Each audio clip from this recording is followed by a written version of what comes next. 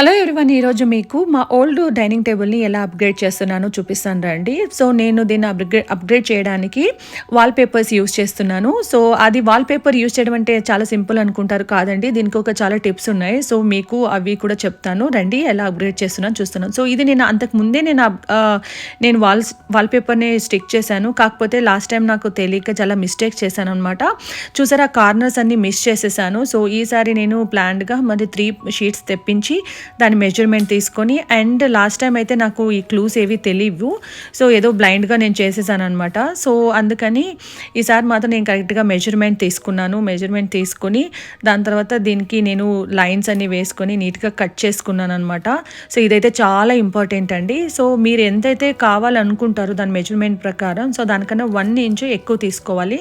దాని తర్వాత నేను స్మాల్ పీసెస్ చేసుకొని ఎడ్జెస్, లాస్ట్ టైం ఏంటంటే నేను ఈ ఎడ్జెస్ స్టిక్ చేయలేదు.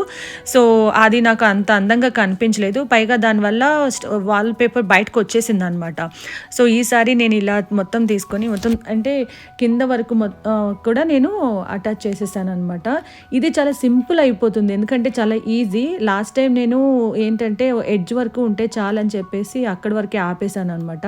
దానివల్ల మొత్తం వాల్పేపర్ పాడైపోయింది. సో అందుకని ఈసారి మొత్తం నేను ఫస్ట్ ఎడ్జెస్లో చిన్న పీసెస్ తీసుకొని, ఒక్కటే పీస్ తీసుకుంటే మాత్రం ఖచ్చితంగా స్టిక్ అవ్వదండి, పాడైపోతుంది. అందుకని చిన్న పీసెస్ తీసుకుని దాని తర్వాత ఇలా పెద్ద షీట్ తీసుకొని స్లోగా ఓపెన్ చేసుకుంటున్నాను. కానీ ఇది చాలా ఇంపార్టెంట్ అండి, చూడండి. సో ఫస్ట్ కొంచెమే తీసుకోవాలి, కార్నర్ వరకు కాకుండా కొంచెం స్పేస్ ఇచ్చి దానికి స్టిక్ చేయాలన్నమాట. స్టిక్ చేసేటప్పుడు కూడా చిన్నగా కొంచెం లైక్ హాఫ్ ఇంచే తీసుకుంటూ అప్పటికప్పుడే హెయిర్ బబుల్స్ని క్లియర్ చేసుకుంటూ, ఏదైతే నేనైతే క్రెడిట్ కార్డ్ లాంటిది యూస్ చేస్తున్నాను. సో దాంతో మీరు స్లోగా చాలా టైం పడుతుంది, బట్ కానీ ఇది యూజ్ అవుతుందండి.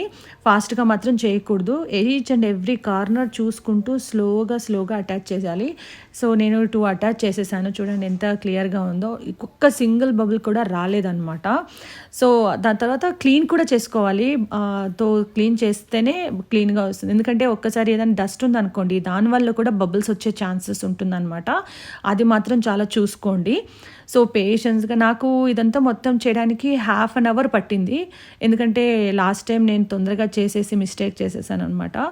సో చూడండి ఎంత క్లియర్గా వచ్చిందో. అసలు ఇది వుడ్ అని అనుకోరు, మార్బల్ లాగానే ఉంది కదా. అండ్ ఇది వాటర్ ప్రూఫ్ కూడా కాబట్టి ఈజీగా క్లీన్ చేసేసుకోవచ్చు. చూడ్డానికైతే ఎంత క్లీన్ అండ్ నీట్గా ఉంది కదండి. Hope you like the video. Thanks for watching. Please like, share and subscribe.